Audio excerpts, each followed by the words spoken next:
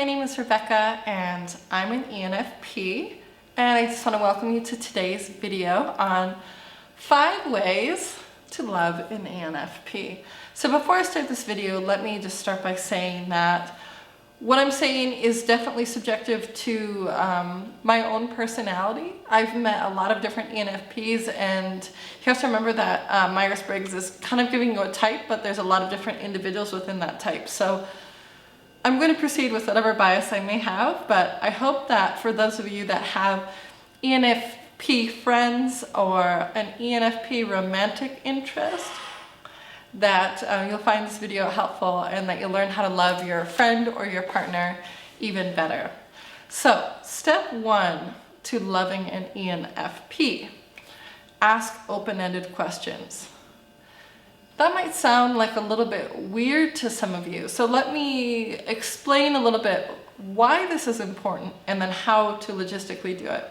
Recently I had a friend that told me that an ENFP is kind of like a mansion, and when you walk into the ENFP's house, you'll see, like, out in the front there's a big living room where there's a party going on and there's lots of people.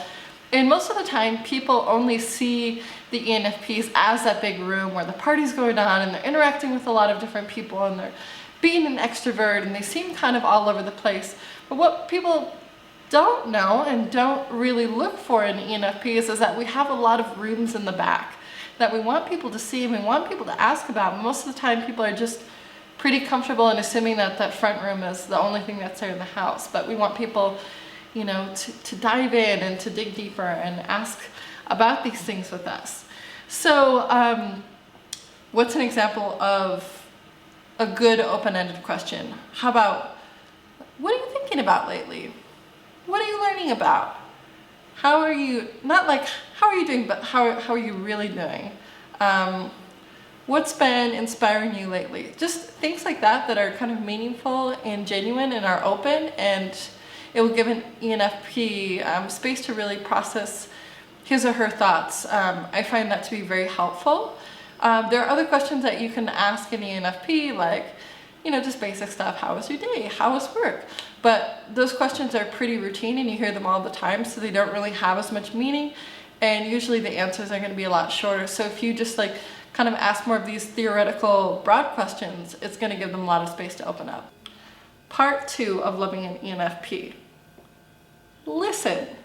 So don't just ask the questions, you need to genuinely listen to what they're saying. So as an ENFP, like I said, we're going out there into the world. Sometimes we seem a little bit scatterbrained to other people, but actually we're going out there, and through our extroverted intuition, we're collecting all of this data, we're collecting all of these experiences.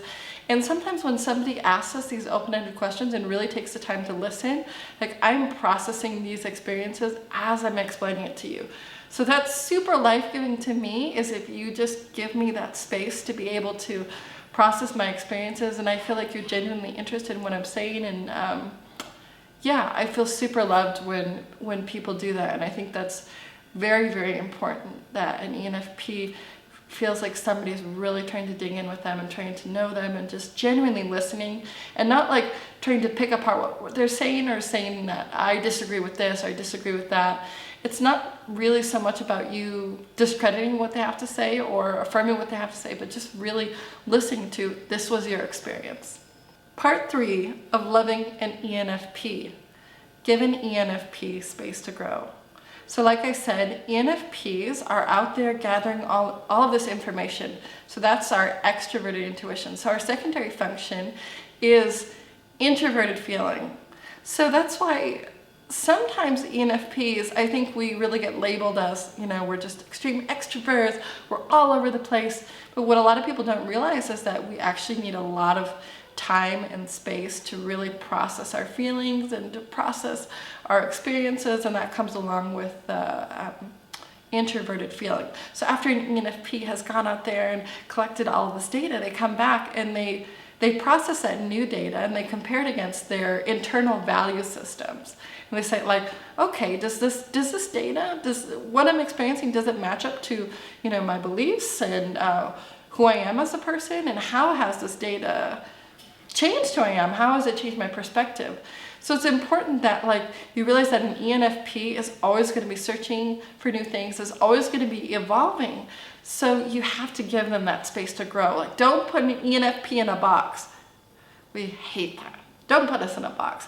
Don't put a label on us. Don't try and make us, just into a one-dimensional person. What you have to understand is that we're constantly changing, and we want to have space to change, and we want to have space to learn new things and to be appreciated for that. And we want to know that we're safe. We want to know that we're safe to come up with these new conclusions, and that we're going to still be loved, even if, I'm changing a little bit and I'm growing. I need to know that like, you as my partner, as my friend, you're still going to love me at the end of the day.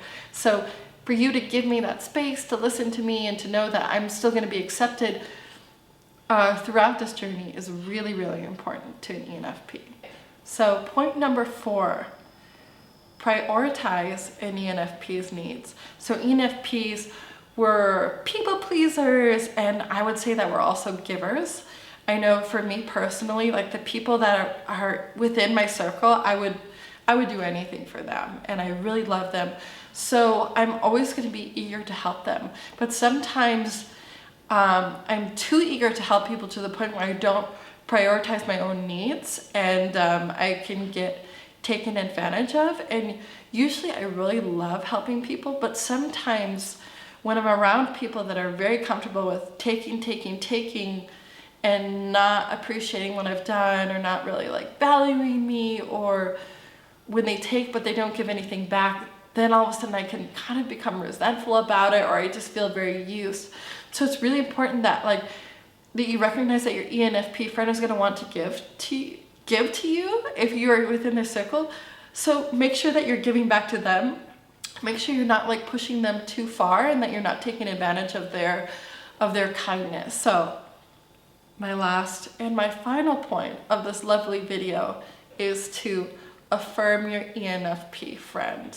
So ENFPs, we're super sensitive to criticism. Like we just don't do well with it. We just can't handle it. Like no matter how hard I try, I just still it's a struggle. It's a big struggle, is like really accepting criticism.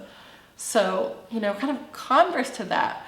We hate criticism, but we really love and we really, really need affirmation. So I think sometimes ENFPs, we can be a little bit insecure. So to have like solid reminders of why the people in our lives love us or why they appreciate us is just like so wonderful, and it's so loving to us. So it's important that you're doing this with your ENFP friend or your partner.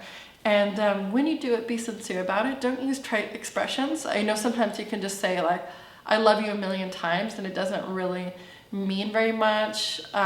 Or you could say something general, like, oh yeah, you're a good friend. But try and be specific. Like when you're affirming an ENFP, think about, what did I love about them? So something that would be meaningful to me is if somebody was like, Rebecca, last week when we were here in the circumstance, I really loved the way that you did this. And to me, that really just showed that you are a very caring person, or that you're this or that. Something like that is like very specific. It's very genuine. So that's gonna, I think, just mean a lot and have a really big impact. So that brings me to the end of my 5 ways to love an ENFP video. I hope you guys enjoyed it, and I hope you have a great day. Thanks for watching.